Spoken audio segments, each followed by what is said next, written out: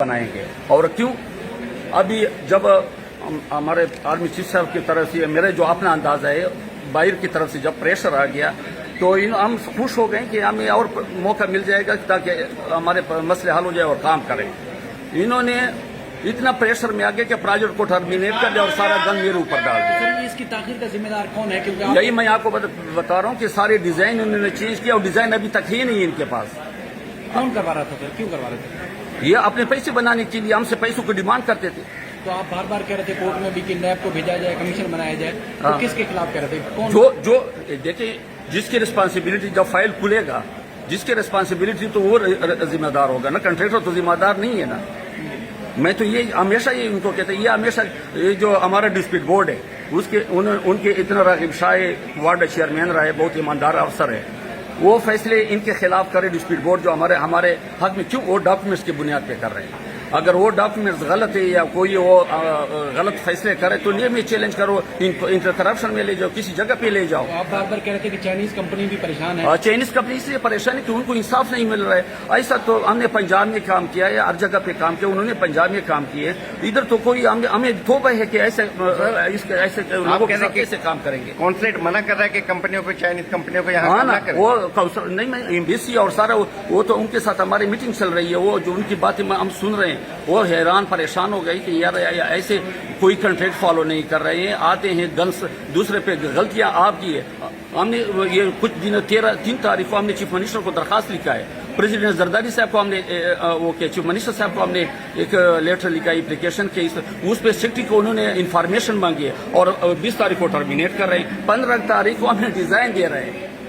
हमें ये अगर देखें अगर ये सिर्फ हमसे ये सवाल करवाना था तो हम ये 3 महीनों में हम करा सकते थे। ये जो अभी जितना स्टाफ है वो मेरा है, वो कर रहा है। तो आपने जो 6 साल में नहीं किया वो कह रहे हम 3 साल में कर देंगे, तो 3 महीनों में कर देंगे। ये जो काम कर रहे हैं वो बाकी बीआरटी तो नहीं कर रहे हैं ना, ओरिजिनल वो तो सब कुछ डिलीट हो गए।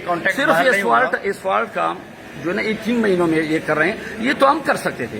तो ये कॉन्ट्रैक्ट हमारे ऊपर इंटरनेशनल में जाएंगे आर्बिट्रेट। हाँ, वो तो 40 अरब रुपए से ऊपर अभी जो उन्होंने, हम तो ये इनको ये रिक्वेस्ट कर रहे हैं कि अल्लाह के बंदो ये मैं उसको मना करो कि इंटरनेट, क्योंकि हमारे मुल्क पाकिस्तान का नुकसान होगा ना, किसका नुकसान है।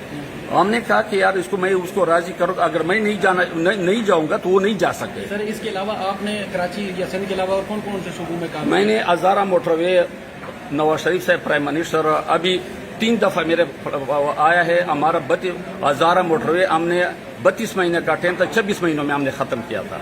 और ऐसे बड़े बड़े अच्छा सबसे बड़ी बात आपको मैं इंटरेस्टिंग वाली बात बताऊँ, ZTB उन्होंने 15% काम किया है और उसने BRT Lahore 3 orange line, Multan metro और पिंडी मेट्रो ये सारे खत्म किए। इधर ये 5 सालों में 15% काम किया, मैंने 40% काम किया। अगर वो इतना और यहाँ पे उन बेचारे 15% काम कर सकते हैं तो इसकी जिम्मेदार कौन है? नहीं करते तो हमें छोड़ दो, हम चले जाएंगे इंटरनेशनल आर्बिट्रेशन में।